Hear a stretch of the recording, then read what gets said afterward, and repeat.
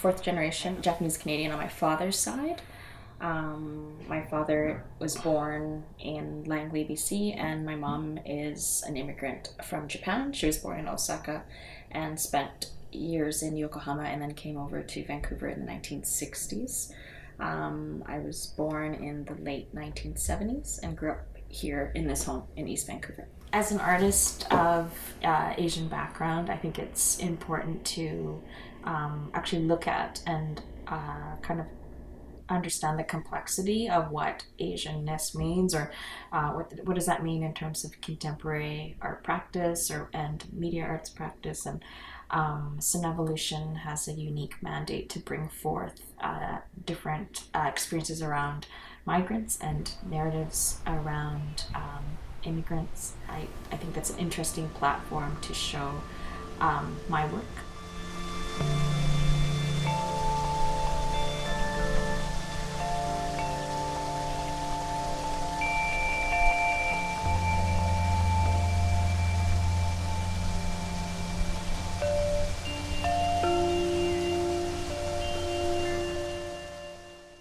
Makiko and I have been working as artists and curators since 2011. 11. So Makiko, do you identify with Japanese or Japanese Canadian? I am in between. I think after living here 10 years, I'm still like a landed immigrant. And then if people ask me where you come from, I would say I come from Vancouver. But still, like kind of my culture's origin is from Japan. And I guess for me, I just identify as being, again, in between or hyphenated, so Japanese Canadian. So you are in the Cinevolution of this year. September 1st and 2nd. That's good. Friday and Saturdays and performance. So what are you going to do? So I'm actually bringing a performance called A Compass for Your Silence, which is a new live animation and media and performance.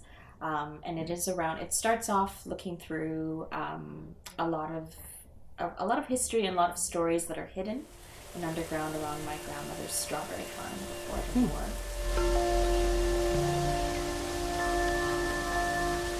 And in my performances, there's a lot of different characters and ghosts and costumed creatures, which I design and make. And so a lot of them will be full cast. A full cast. Cool. And a lot of collaborators making different pieces. Now when you think about Asia, you think about Richmond as a whole other kind of Asia. And so what does that mean now in this, in 2017 to be making that kind of work? And who is an immigrant and what does that mean? And how do we make those connections and how do we tell those stories and what is the language that we speak in? So I'm interested in that sense in terms of Cinevolution and what it has to offer.